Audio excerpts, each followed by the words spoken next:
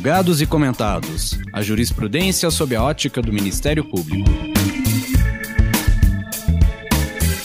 Uma produção Ministério Público do Paraná.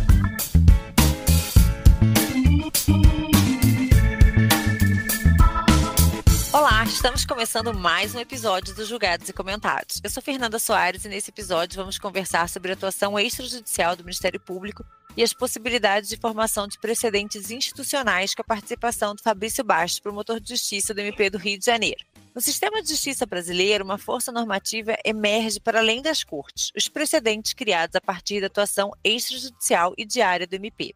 Desde o advento do CPC de 2015, muitos têm discutido sobre o sistema de precedentes judiciais obrigatórios, um pilar para a isonomia e segurança jurídica. Contudo, o conceito de justiça multiportas, também consagrado pelo Código, nos convida a olhar para além do Poder Judiciário. Ele propõe um sistema integrado de soluções de conflito onde diversas portas, mediação, conciliação, arbitragem e, crucialmente, atuação resolutiva de instituições como o MP, operam para realizar o direito.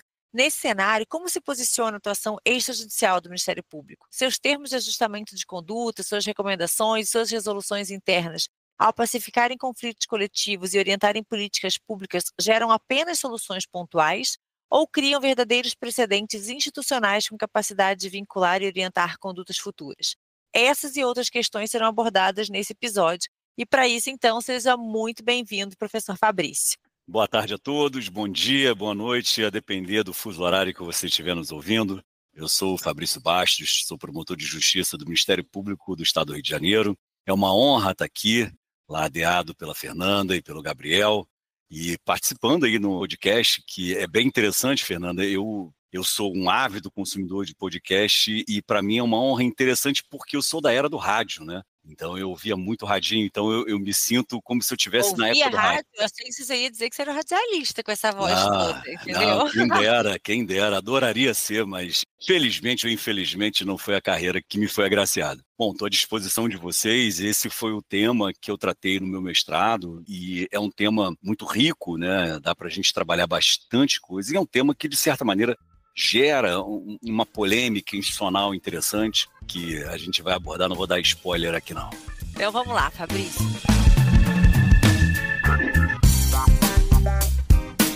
Seguinte, olha só, o CPC, inspirado então num conceito de justiça multiportas, ele propõe um sistema de justiça plural que não se esgota na atividade jurisdicional. O respeito aos precedentes consagrados então lá no artigo 926 deve ser visto como uma norma fundamental de todo esse sistema, garantindo coerência, integridade, estabilidade, não apenas às decisões judiciais, mas também a diversos outros instrumentos de resolução de conflitos. Nesse contexto, a atuação extrajudicial do MP, por meio de inquéritos civis, recomendações e especialmente na celebração de TACs, representa uma dessas entradas. Nesse ponto, Fabrício, eu queria saber o seguinte: como que você enxerga o papel do Ministério Público dentro dessa concepção ampliada de justiça multiportas? E mais ainda, essa atuação extrajudicial ministerial deve ser compreendida apenas como uma via alternativa de solução de casos concretos, ou ela também tem um papel sistêmico mais aprofundado, de um verdadeiro subsistema de pacificação social? Bom, eu costumo dizer que o Ministério Público ele tem uma atuação sempre multifacetada. Ao mesmo tempo que no âmbito da justiça multiporta ou do sistema multiporta, como queiram, o Ministério Público ele atua não só como fomentador, né, porque ele fomenta a criação dos precedentes, tanto de forma direta quanto de forma indireta, e ele fiscaliza a formação dos precedentes. E, claro, em última análise, ele aplica esses precedentes, no caso concreto, diante da sua atuação funcional. Então, dentro dessa concepção sistêmica de precedentes, o Ministério Público tem uma atuação sempre multifacetada. No âmbito da justiça multiportas, por outro lado, e aí jaz uma questão que vale a pena ser feito um discurso histórico, que o Ministério Público ele passa ao longo do tempo daquela visão meramente demandista de judicialização de temas, de judicialização de pretensões, para um Ministério Público, assim dito, resolutivo, assim compreendido como um Ministério Público que resolve os conflitos, que soluciona as questões postas à sua análise, sem a necessidade da judicialização. E aí, dentro desse recorte do MP resolutivo, que surge justamente a sua atuação perante o sistema multiportas. Porque nós, membros do Ministério Público, nós não precisamos judicializar os temas judicializar as questões para que elas sejam resolvidas. Como você muito bem colocou, podemos expedir recomendação, celebrar termos de ajustamento de conduta, agora, com a nova lei de improbidade administrativa, celebrar acordos de não persecução civil e por aí vai. Não necessariamente a gente precisa usar esses instrumentos para também ser considerado como um ator nesse sistema multiportas. Por muitas vezes, e eu costumo falar isso até para os meus colegas, tanto do MP do Rio quanto de outros MPs, há muito que se falar da solução não computabilizada. O que seria isso, né? Muitas das vezes, no bojo de um inquérito civil ou de um procedimento administrativo, a questão posta em análise ela é resolvida sem adoção de medidas específicas. Então, eu não precisei expedir uma recomendação, eu não precisei celebrar um TAC, a NPC, nem precisei judicializar. A questão foi resolvida ao longo desse procedimento. É claro que o procedimento ele não é um fim em si mesmo, ele é um instrumento, como sabemos, mas ele consegue também, para o seu próprio desenrolar, e aí demanda muito a postura do membro, a postura do poder público ou da esfera privada, a gente consegue resolver essas questões. Então, por isso que eu entendo que não só é uma via alternativa à solução de casos concretos, como muitas das vezes é a melhor via. Eu costumo falar isso muito, inclusive até com a minha equipe, é muito melhor não judicializar, porque quando judicializamos alguma pretensão, e aí me permita fazer uma referência a um filme da minha época, Fernanda, que é muito mais nova que eu, não vai lembrar disso, que é o Pague para Entrar, Reze para Sair. Se você propuser uma ação, você sabe quando que você entra com ela, mas você não sabe quando que ela vai ser resolvida. Então, eu acho que é importante que o MP não seja apenas uma porta, mas que ele seja o fomentador de todas as portas e que ele possa transitar entre elas e saber muito bem manejá-las. E eu acho que essa deve ser a nossa postura enquanto instituição. Quando você falou sobre isso, eu logo me recordei, sim, há pouco antes da gente começar nessa gravação do podcast, eu realmente conversava agora com um procurador que ele falou exatamente isso que você falou para mim. Ele falou assim, quer não resolver as coisas é a gente judicializar. Hoje, com os poderes que o Ministério Público tem para solucionar conflitos, não vale a pena a gente judicializar. E aí ele estava contando de uma ação que ele ingressou, assim, há mais de 30 anos e até hoje não teve uma solução, né, onde ele discutia uma questão de consumidor. Então, caminha bem nesse sentido. E aí você foi até mais além, Fabrício, porque eu ia te perguntar, tá, mas o Ministério Público é mais uma porta ou ele é um ator que transita e articula em todas as portas? E aí você deixou muito claro aqui pra gente que ele tem que ser, além de mais uma porta, ele tem que transitar entre todas as portas, né? Então, assim, essas suas observações, assim, que eu achei muito pertinentes nesse sentido. Pois é, porque eu penso que, e aí perdoe o truísmo, né? A gente não pode fechar nenhuma das portas, né? A gente tem que transitar entre elas. E elas se interpenetram em certa medida. É muito comum, e eu me permita falar um pouco da minha expertise aqui, como eu sou da tutela do patrimônio público, eu não promovo nenhuma ação por improbidade administrativa sem antes tentar o ANPC. E é muito comum que depois que eu promovo a ANPC, às vezes na fase de contestação, mas é muito mais comum na fase de instrução, o réu propor a celebração do ANPC. Então, perceba como que essas portas elas se interpenetram. Então, é interessante você saber transitar entre elas e ser um bom fomentador entre elas. Isso que eu acho que é importante.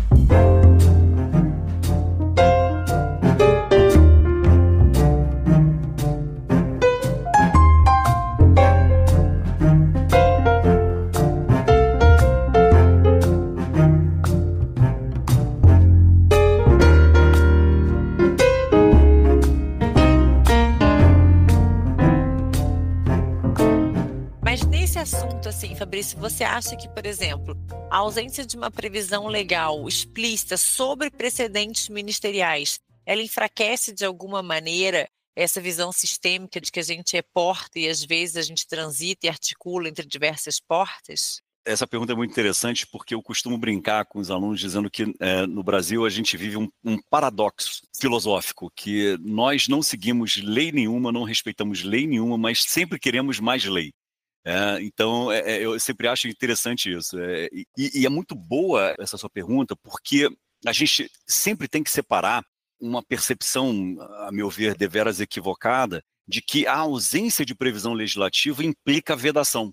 E eu sempre gosto de fazer esse recorte. A ausência de previsão normativa não implica vedação, seja implícita ou explícita, não implica vedação. Implica ausência de normatividade. Normatividade no sentido de não houve, como os americanos falam, o framework, né? Não houve ali um desenho do Instituto. Nada impede que façamos o desenho desse Instituto. E aí, por isso que é interessante, por isso que eu falei que é um paradoxo filosófico, porque a ideia de trazermos o sistema de precedentes é sem precedentes, porque nós somos da civil law, da família civil law. E quando a gente traz um instituto que é típico da common law, a gente tem que entender que o precedente, o sistema de precedentes, ele funciona muito mais para a criação de situações jurídicas novas do que para a reafirmação de parâmetros legislativos já existentes. Porque perceba, se o juiz chega para sentencia afirmando o seguinte, olha, eu vou aplicar o artigo tal da lei X nesse caso concreto. Cara, isso não é um precedente. Ele está simplesmente aplicando a lei. Muita gente fala, não, mas isso é um precedente. Não, não houve criação de nada. Não houve uma diretriz para a resolução de um caso futuro. E isso é muito interessante, porque a gente tem que entender, quando a gente recepciona um novo instituto, como que ele deve ser desenhado. E os americanos, assim como os ingleses, eles usam o termo hard cases, que são aqueles casos que não tem uma solução legislativa posta. Então, quem vai solucionar é o judiciário. E aí, dentro dessa ideia, eu não vejo nenhum problema em se sustentar a existência de um precedente institucional, na medida em que não só o Ministério Público pode ser o ator principal na formação desse precedente, e aí eu me refiro no sentido de ser o autor do incidente, por exemplo, no IRDR, o Ministério Público pode propor o IRDR, então ele é o ator principal, digamos assim, né? E não, se ele pode ser o autor principal, ele pode propor outra solução. E aí, dentro do sistema multiportas, eu tenho aí a nossa justificativa para o sistema de precedentes institucionais. Olha, é uma outra forma de solucionar. Perceba, mas não é um precedente institucional que vai repercutir para fora do Ministério Público. Isso que eu coloco sempre o nome de precedente institucional. Mas era isso mesmo que eu queria te perguntar agora. Então, assim, nessa sua visão, ele vai trazer efeitos apenas internos. Perfeito. E aí, Fernanda, me permita me estender um pouco. Quando eu fui estudar para escrever sobre precedentes institucionais na época do mestrado, eu tive, claro, uma certa dificuldade em fazer o marco teórico, né? Porque não havia nada escrito sobre isso previamente, né? Todo mundo sempre escrevia sobre precedente judicial. E aí eu refleti sobre o seguinte, imaginemos que eu, como disse ainda há pouco, eu sempre promovo uma ação por improbidade, sempre com a antecedência propositura de uma ANPC. Então, esse é o meu modus operandi. Esse é o meu precedente institucional. Então, se eu propuser uma ação por improbidade administrativa, sem antes possibilitar a realização de um acordo, eu comecei a refletir o seguinte, será que o réu não poderia objetar dizendo o seguinte, olha, esse meu caso concreto, ele não difere dos casos concretos anteriores nesse órgão de execução no qual o Fabrício é o titular. Por que ele não tem o ônus argumentativo de justificar por que ele promoveu a ação diretamente? Isso vale para qualquer promotoria, não só para o órgão de execução que tem a esfera extrajudicial. Por que você mudou de opinião no enquadramento normativo no direito penal, por exemplo? Por que você tipificou dessa forma e naquele caso concreto foi diferente? Esse ônus argumentativo a gente sempre transferiu para o Poder Judiciário. E a gente pode absorver isso. Só que a gente tem algumas dificuldades, né? Algumas dificuldades no âmbito da própria instituição. Veja, eu me refiro a uma autovinculação e não uma heterovinculação. Sim. O fato do meu órgão de execução agir de determinada maneira, criando ali um standard de atuação funcional e, portanto, um precedente, né, algo com coerência, com estabilidade, não significa que você, Fernanda...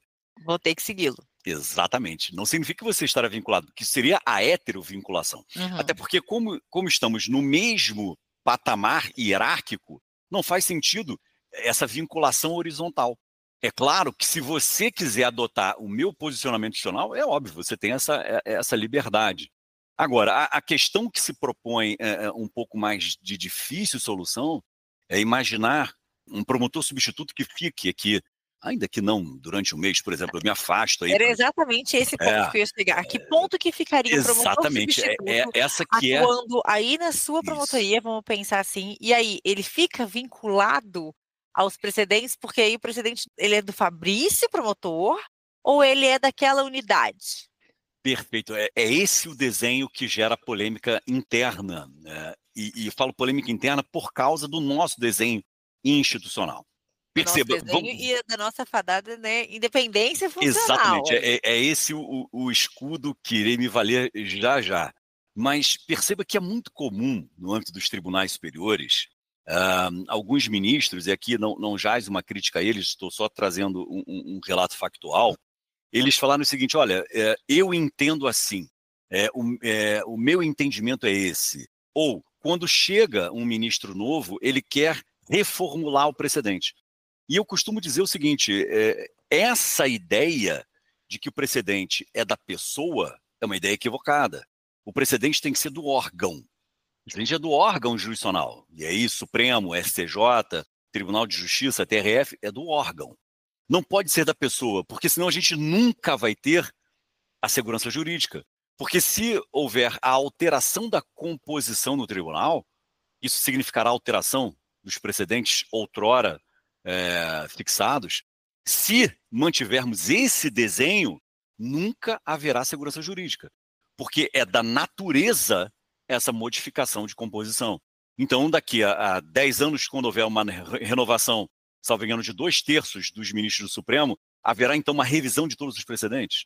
Então, aí o que vai acontecer? Aqueles processos que hoje estão findos, com situação já pacificada, serão anulados, porque esse precedente novo vai retroagir. Então, você começa a ter questões outras que vão surgir. Agora, dentro do desenho institucional do Ministério Público, essa questão ganha um novo contorno, que é justamente a independência funcional.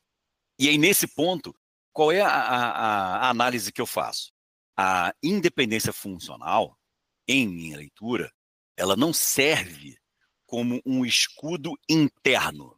Esclareço, eu não posso usar a independência funcional para o meu voluntarismo, para definir ou decidir como eu penso que é o mais correto. Não. Em minha leitura, a independência funcional ela é um escudo externo, para evitar interferência externa na formação da minha convicção. Ou seja, chegar um procurador de justiça ou um procurador-geral de justiça querer determinar como eu vou atuar. Nesse caso, eu levanto o escudo e digo, não, eu tenho independência funcional. Você não vai determinar como eu devo atuar. Então, para mim, a independência funcional deveria servir dessa maneira. Em casos como esse de substituições eventuais, em meu sentir, o colega deveria seguir o precedente do órgão. Por quê? Porque se ele modificar durante a sua passagem, ele vai fomentar a insegurança jurídica. Com e aí, certeza. o que vai acontecer? Naquele interregno temporal, qual vai ser o problema? Cara, peraí, o Fabrício vinha atuando dessa forma há 3 anos. O que dava até uma certa segurança para aquelas pessoas daquela região, né? Olha, os órgãos públicos sabiam como que ele pensava, os órgãos de persecução sabiam, os órgãos jurisdicionais já sabiam, a população, né, de certa maneira, já sabia como que era o entendimento do Ministério Público naquela cidade. E aí vem um colega, fica ali 1, 2 meses e muda completamente esse desenho, penso eu que é equivocado. Eu me lembro que eu tinha, inclusive, esse cuidado. Eu também. Aqui no Rio de Janeiro, a gente usa o termo bola dividida, né? Quando eu chegava em um órgão, enquanto substituto, para ficar um mês, eu perguntava sempre para a equipe seguinte, nas bolas divididas, como que é a posição do colega titular? Ele atua assim, não, então a gente vai manter dessa forma. Mas olha, Fabrício, você não concorda com isso internamente? Não, muitas vezes eu não concordava. Mas olha só, esse é o entendimento do colega, eu vou manter. Não, eu não posso, até por cortesia ao colega, né? Eu não vou fazer isso. Quando eu for titular do meu órgão, eu faço dessa maneira. Pô, me alonguei demais, né, Fernanda? Peço desculpa. Não, mas eu gostei porque, e gostei não só porque eu comungo desse posicionamento, mas eu gostei muito porque é um olhar muito diferente para aquilo que a gente levanta, aquilo que a gente não, né? Para aquilo que a grande maioria levanta enquanto independência funcional. Virou um escudo para toda e qualquer coisa a independência funcional. E aí eu confesso que isso me assusta, inclusive na parte criminal, né? Que hoje a gente tem a possibilidade também dos acordos, da gente verificar isso, que certas situações o colega faz, quando ele sai, o outro não faz. Então, assim, isso, ao meu ver, gera uma insegurança em ambas as esferas, né? Independente da área de atuação, que é muito grave, eu penso isso para a sociedade como um todo, sabe? Então, assim, essas suas observações eu achei muito profícuas nesse sentido de trazer um outro olhar para o lado da independência funcional, que a gente olha a independência funcional para fora também e verificar o efeito da nossa atitude, né, no para fora, quando a gente usa esse escudo.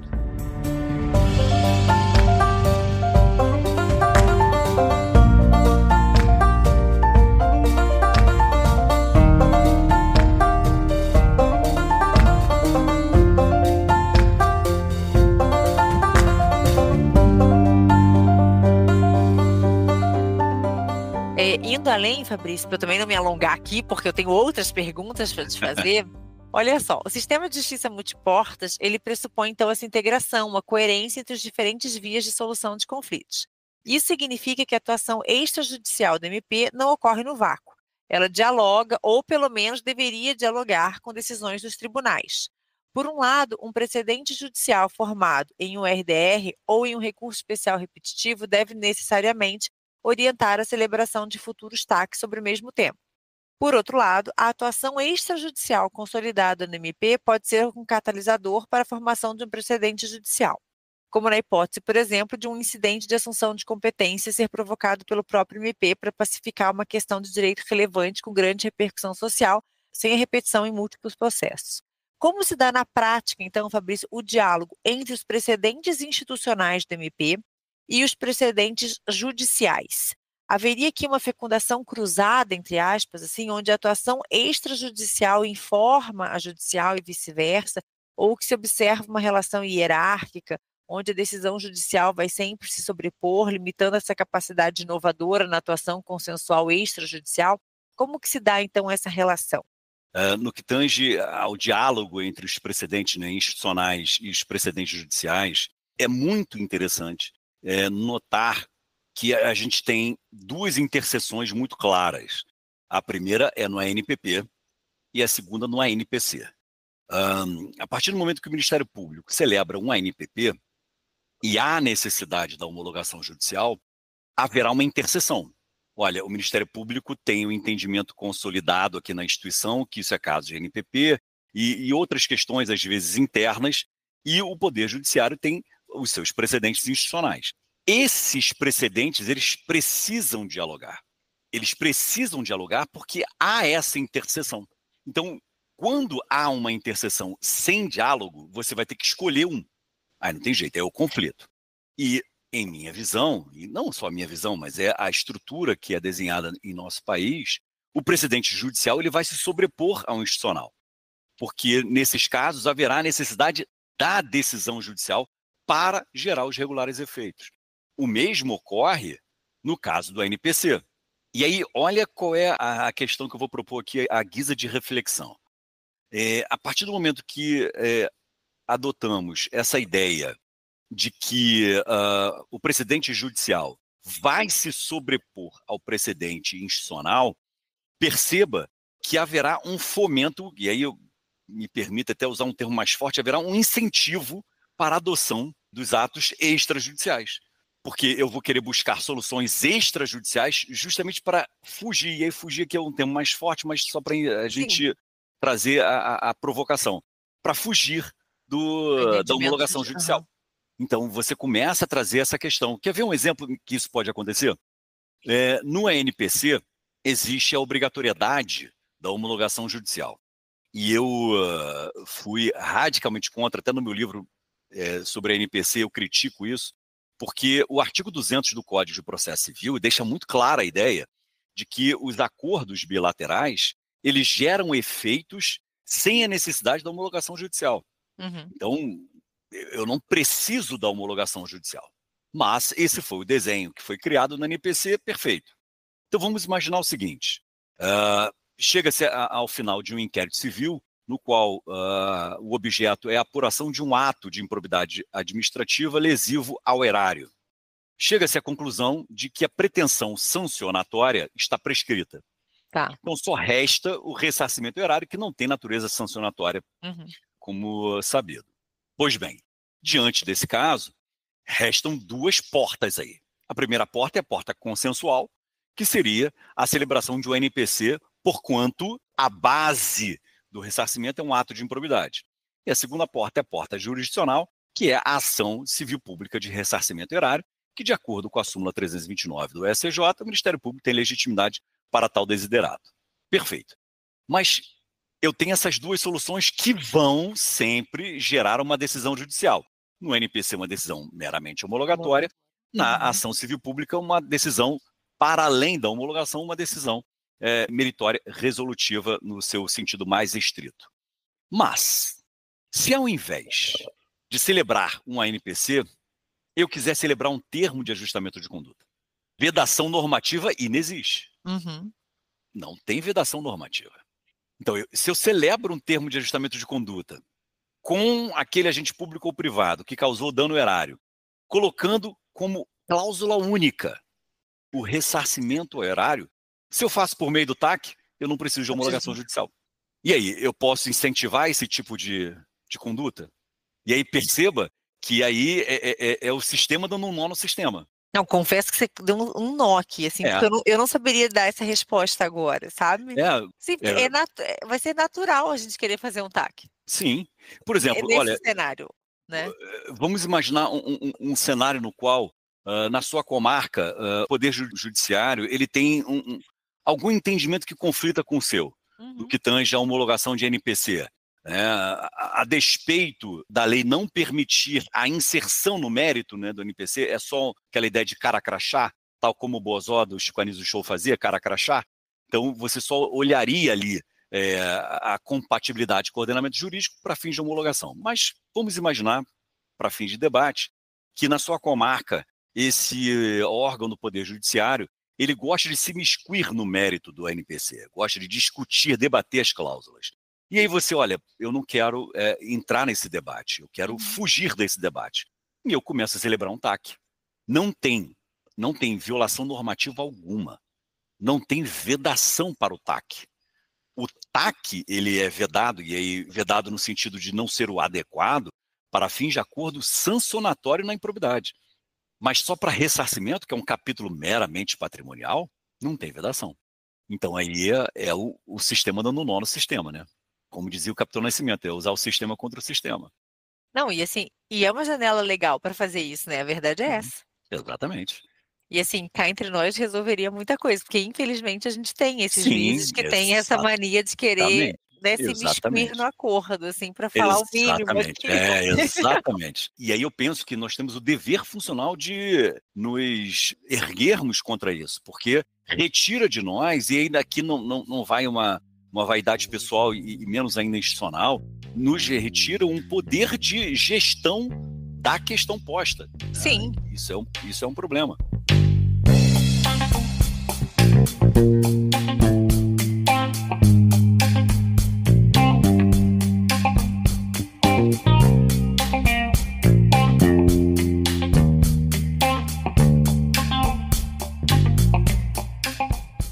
Fabrício, indo até um pouco mais além de tudo que a gente estava conversando aqui, e aí como que fica, por exemplo, nesse cenário, o papel do MP, então, na provocação de AICs como forma, então, de converter, eventualmente, um entendimento extrajudicial em precedente judicial? Eu acho sensacional. Eu vou dar um exemplo de um caso concreto que eu tenho aqui na minha promotoria, e acredito que todas as promotorias de tutela coletiva devem ter diversas questões envolvendo concessionários de serviços públicos. E aí eu poderia ter várias soluções aqui, né? Uma solução seria manter essa ideia de que várias ações individuais vão permanecer em curso, ou eu poderia ter a ideia de instaurar um procedimento para abarcar essas ações individuais, ou poderia instaurar um procedimento para investigar e adotar as medidas necessárias para sanar essa questão, ou eu posso simplesmente fazer um IRDR. E aí, claro que eu vou ter que trazer uma matéria de direito como questão de fundo, isso é uma obviedade, conforme preconiza o 976, mas eu estou trazendo aqui exemplos só para a gente refletir. Eu posso ser um fomentador nesse sentido, né? Da mesma forma que eu posso requerer o IAC, requerer o IRDR, eu posso também solucionar essas ações individuais de outra maneira, que é o que alguns chamam de interesses individuais homogêneos fragmentados. porque muitas das vezes eles estão fragmentados sem judicialização e algumas vezes eles estão fragmentados com judicialização. E aí o que eu costumo fazer nos meus procedimentos? Eu oficio o cartório distribuidor, até porque minha comarca ela é de médio porte, então eu oficio o cartório distribuidor para que ele me informe quantas ações versando sobre o mesmo tema estão em curso. Porque isso não só dá uma base mais forte para a minha investigação, como também já me abre a porta. Olha, eu posso usar 139, inciso 10 do CPC, né, promover a ação coletiva, ou posso tentar ir pelo IRDR. Então, eu penso que essa interseção com a esfera extrajudicial é importante, né, porque pode surgir de uma atuação extrajudicial. Não sei se eu me fiz claro, eu enrolei mais do que falei, perdão. Fez, mas é que assim, cada vez que você fala, meu cérebro tá fervilhando aqui, assim, sabe, de situações, assim, e aí a gente começa a pensar em exemplos que a gente teve na prática, assim, aí você fala, puxa, o que eu mais amo nesse podcast é isso, que cada episódio é uma reflexão muito diferente, Sim. assim, e aí deixa o nosso cérebro, assim, fervilhando. Fabrício, olha só, na sua visão, tá? Quais seriam, então, os principais riscos e desafios que a gente tem para a consolidação dessa atuação extrajudicial do MP como sendo uma fonte legítima e coerente de precedentes? E como a gente pode, então, por exemplo, pensar em mitigar o risco de fragmentação e garantir que essa prática, de fato, contribua para a segurança jurídica? Eu sei que a gente mencionou ali o risco de fragmentação em relação ao substituto, mas pensando num todo, como que a gente pode diminuir esse risco para priorizar o que é segurança jurídica e não para que a gente fomente incertezas? Eu costumo dizer, Fernanda, que as pessoas respondem a incentivos. Incentivos internos ou incentivos externos. E o incentivo externo, que muitas vezes a instituição Ministério Público nos fornece, gera a necessidade de uma atuação que vai gerar riscos. Explico-me. A partir do momento que nós temos um prazo específico para terminarmos as vistas que nos são apresentadas dentro do nosso órgão de execução, a partir do momento que nós somos demandados diuturnamente com questões envolvendo exclusivamente atividade meio, tudo isso fomenta uma pressa na adoção de medidas. E isso é um risco que não é calculado. Isso é um risco que não é calculado e é um risco muito real, porque você acaba naturalmente, olha, eu estou aqui, está quase batendo o prazo que a corregedoria fixa para eu devolver o procedimento, ou que o CNMP fixa, então você acaba cometendo alguns deslizes que são naturais. Então esse incentivo externo, ele pode gerar esse risco.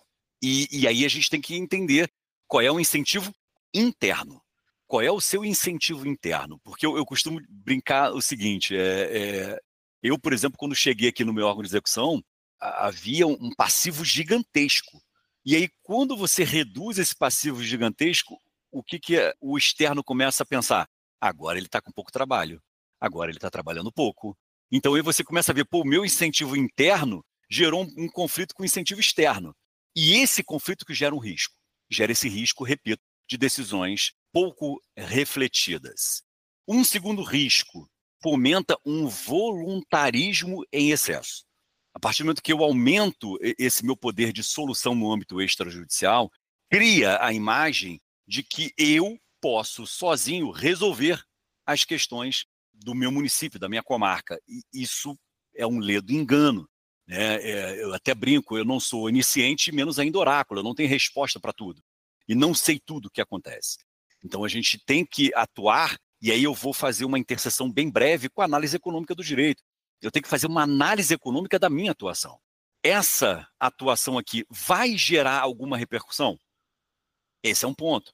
Como eu disse anteriormente, os procedimentos administrativos, eles não são um fim em si mesmo. Eles são um instrumento para algo. Se eu não vou entregar esse algo, então esse procedimento não tem que ser instaurado. Então essa é uma questão que a gente tem que visualizar para mitigar esse risco. Então acho que seria uma boa solução. Uma outra solução, e aí trazendo para o desenho institucional, não mais o desenho pessoal, focado no membro, mas agora focado na instituição, é criar o que eu chamo de enunciados institucionais. Eu penso que a criação de enunciados institucionais com eficácia vinculante, eu penso que são primordiais. E aí você vai pensar novamente, peraí, Fabrício, para tudo. Eu tenho independência funcional. Aí é aquela tensão mitológica entre unidade e independência funcional. E eu sempre falo que é uma tensão mitológica porque ele é tão antiga que remonta Cronos, né? Aqueles todos deuses da Grécia Antiga, porque a gente continua falando sobre as mesmas questões e a gente não amadurece isso. A unidade institucional ela é mais importante do que a independência funcional. Independência funcional, repito, naquele sentido de você usar como voluntarismo, não como escudo para interferência externa, deixar esse recorte bem claro. Então, nesse sentido, a unidade institucional ela tem que preponderar. A instituição ela tem que ter uma língua só. Olha só, a NPP vai ser cabível para esse caso aqui. Perfeito, vamos ter que replicar isso. Isso é importante. O MP do Rio até fez, salvo engano, foi em 2023, uma jornada institucional para elaborar enunciados institucionais. E foi ótimo, foi muito sensacional, né? Essa foi jornada. Muito interessante. Diretora de escola, eu sei, sensacional. E foi interessante porque, assim, não só gerou uma contability importante, porque gerou uma necessária transparência, né? Porque as pessoas podiam defender os seus enunciados, houve uma plenária para isso, então foi interessante, deu um viés democrático. Mas agora, nesse ponto, desculpa te cortar, eu achei essa ideia sensacional na época. Eu queria saber o seguinte, e como tem ficado o cumprimento daquilo que foi estabelecido nessa jornada de precedentes? Eu infelizmente não tenho essa informação. Eu queria saber se os colegas aceitaram e cumpriram essas orientações, entendeu? E os efeitos depois disso, quando a gente passa a ter essa unidade real, sabe, de precedentes. Muitos colegas foram resistentes à ideia. Não posso falar sobre o resultado da ideia, mas resistentes à ideia. E aí eu atribuo isso a uma imaturidade institucional. Não estou falando do colega. Imaturidade institucional. Em que sentido? A instituição ainda não está madura suficiente para entender a necessidade dessa unidade.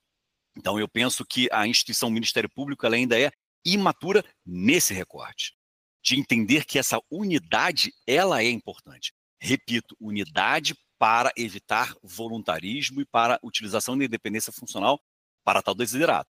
Nesse sentido, eu penso que a instituição ainda é imatura. Então, alguns colegas foram resistentes à ideia, mas depois, com o desenrolar, principalmente com a transparência, com essa ideia da plenária, foi arrefecendo um pouco essa resistência.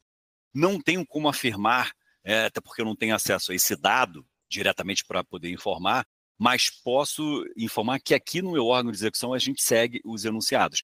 Claro que esses enunciados não têm eficácia vinculante, são meramente enunciados persuasivos, só para te orientar, né? Mas eu sigo porque eu penso que é importante. Não temos assim esse desenho, né, de como elaborar um enunciado, porque existe uma diferença em alguns conceitos, né? Na verdade, uma divergência entre conceitos do que seria precedente. Muita gente afirma que precedente, e eu concordo com essa linha de pensamento, que o precedente, para ele existir, para ele ser criado, ele tem que ser originado de um caso concreto.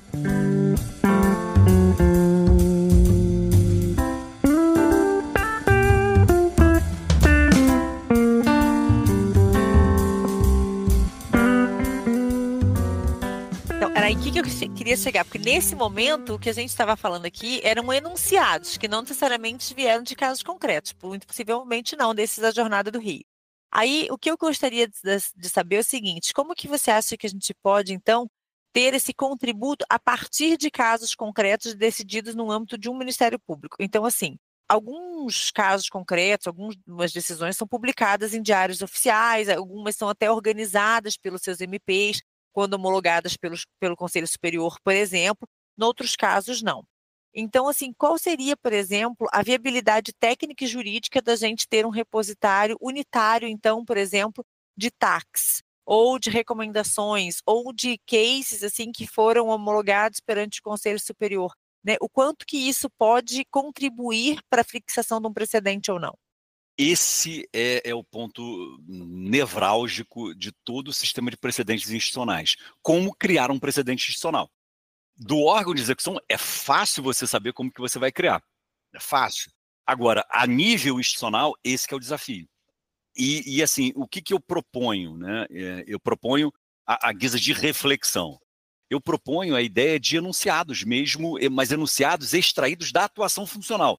Não enunciados assim, olha, eu sentei aqui e refleti sobre Não uma enunciados questão. acadêmicos. Isso, exatamente. Enunciados práticos, Enunciados decorrentes da caso. atuação funcional. Ok, Olha, ok. eu vou dar um exemplo aqui. Quando surge para mim a acumulação irregular de cargos públicos, o que eu costumo fazer? Eu notifico o município. Olha só, você vai atuar aqui no nível disciplinar. Quando terminar esse PAD, você vai me informar para eu ver se tem algum resíduo de improbidade administrativa. Então, como é o meu entendimento já consolidado aqui, eu poderia criar um enunciado. Olha, eu estou criando um enunciado com base nas minhas decisões anteriores.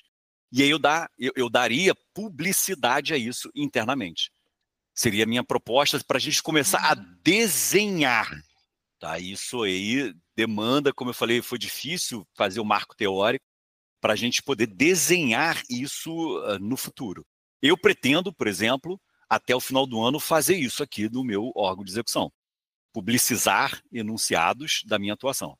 Fabrício, olha só. Dentre as minhas funções aqui, uma delas me instiga muito em relação ao tema, porque eu sou secretária do Conselho Superior do MP. E aí eu queria saber, assim, o seu posicionamento a respeito do tema, em como o Conselho Superior do MP pode, de certa maneira, então, contribuir para essa uniformização de precedentes, não só o Conselho Superior do MP, também no âmbito da MPF, as procuradorias e as câmaras de revisão e coordenação, enfim, como que elas podem contribuir, então, para a formação desses precedentes?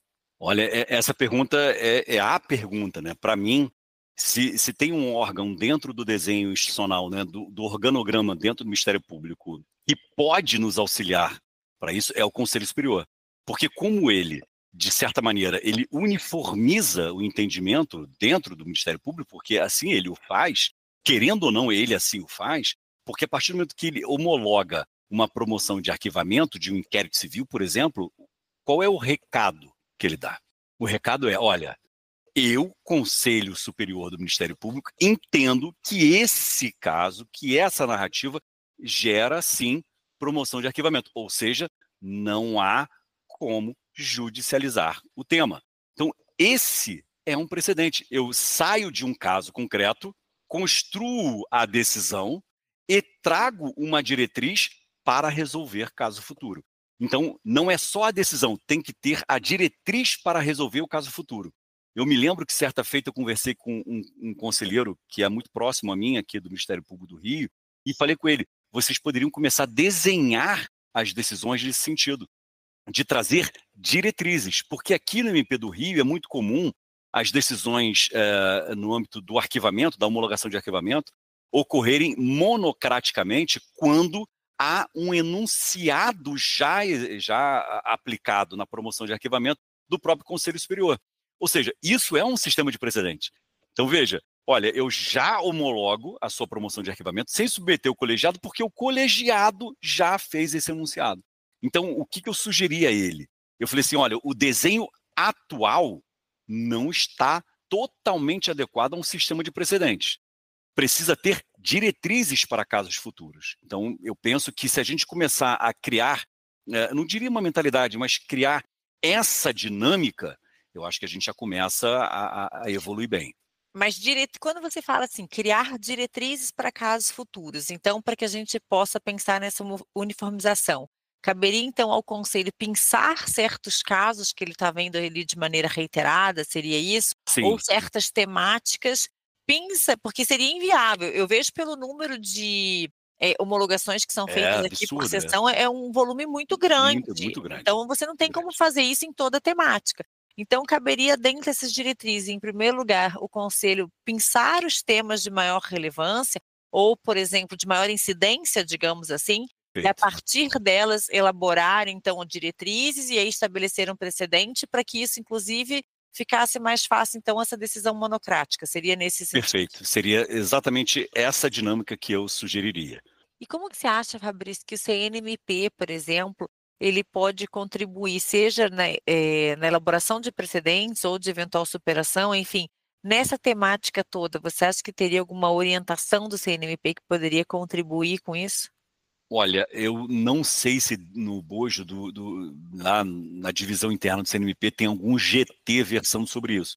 Mas eu sugeriria um GT específico para debater a criação de um sistema de precedentes no âmbito do Ministério Público. E aí fomentar algo a nível nacional. Isso, assim. Exatamente. O guarda-chuva ficaria no CNMP e ele dando as orientações para todos os MPs. E aí o que eu penso que é importante e é algo que às vezes me assusta um pouco. Os órgãos de execução, eles não dialogam. Não dialogam no sentido informacional. Porque às vezes quando eu falo isso, não dialogam, então ele está bravo com o outro. Eu falo, não, cara, eu não estou falando de recreio da quinta série, eu estou falando de diálogo informacional. As informações não se cruzam. E isso é algo tão absurdo e tão paradoxal, né, em 2025, a gente ainda falar sobre isso. Porque se a gente dialogasse no âmbito informacional, a gente já poderia criar um precedente nesse sentido. Olha só, eu peguei aqui as promotorias de tutela do patrimônio público, olha, achei aqui um denominador comum. Tem um precedente aqui das tutelas do patrimônio público. Então, a gestão informacional poderia ser criada para isso, para gerar esse fluxo e a partir daí você trabalhar a ideia do precedente. Porque o precedente você não precisa batizá-lo. Vou fazer uma cerimônia, agora nós temos aqui o precedente número 21, ele está batizado, o nome dele é esse. Não, eu não preciso chegar nesse nível, né? Eu posso simplesmente formalizar algo que já existe. Então, esse fluxo informacional eu acho que é importante. Você que é muito mais letrada do que eu, poderia propor essa ideia no âmbito do CNMP, criar um GT, entendeu? Criar um GT nesse sentido. Fabrício, se o CNMP não te ouvir depois desse podcast, entendeu? Aí eu já desisto. A gente vai mandar direto assim, para o CNMP para eles entenderem que tem que fazer essa criação desse GT. Isso, eu adoro o tema, até porque eu escrevi sobre isso, gosto desse tema, acho que é um tema que a gente tem que amadurecer. Não, concordo.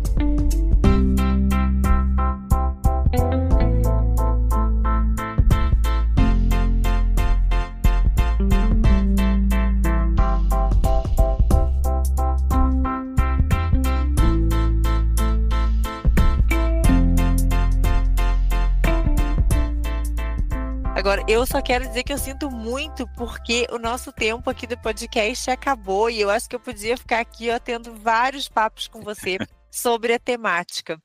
Já vai ter que ficar o convite para uma próxima oportunidade para que você venha aqui nos Julgados e Comentados. Então, Fabrício, eu quero te agradecer, né, por ter aceito o convite aqui, de estar aqui nos Julgados e Comentados. Eu falo assim, para além de colega, Fabrício é um amigo, uma pessoa que eu admiro, um professor, assim, que eu nutro muito respeito, muito carinho, muita consideração. Então, para mim, foi ótimo ter você aqui, tá? Nos Julgados e Comentados da Escola Superior do Ministério Público. Já fica o convite, então, para um retorno, tá? Porque eu acho que, assim, além de enriquecer o nosso podcast, eu acho que o conteúdo que você trouxe, não vou nem dizer que foi luz nesse momento, porque eu acho que você deixou nossas ideias aqui, assim, né? Deixou nosso cérebro fervilhando de pensamentos, de muito que a gente ainda tem que refletir sobre a temática. Então, muito obrigada, Fabrício, por ter estado aqui conosco no episódio de hoje. Sou eu que tenho que agradecer. Muito obrigado pelo carinho de sempre, pelo convite, pela confiança e pelas palavras aí tão carinhosas. E realmente você é uma amiga, né? Eu penso assim, eu perto de você sou um pequeno padawan, você é um mestre Jedi, eu estou aqui iniciando a minha carreira ainda. É sério honra. Isso? Que eu ainda tenho que ouvir isso, gente? Na hora de acabar o podcast, se vocês souberem quem é o Fabrício de verdade, aí vocês vão ver assim, Fernanda que tem muito para aprender com ele. Nada, eu mal sei ler e escrever. Tá bom. O único defeito, eu vou dizer, que é do Fabrício, é que ele é flamenguista, meu povo, entendeu? Ele precisava ser vascaíno. Assim. E você, nosso ouvinte, não se esqueça então de nos seguir no aplicativo de sua preferência e também em nossas redes sociais. Procure no Instagram por ESMP_PR ou acesse nosso perfil na descrição do episódio e nos envie suas sugestões de temas, dúvidas ou comentários. Muito obrigada, gente, e até a próxima.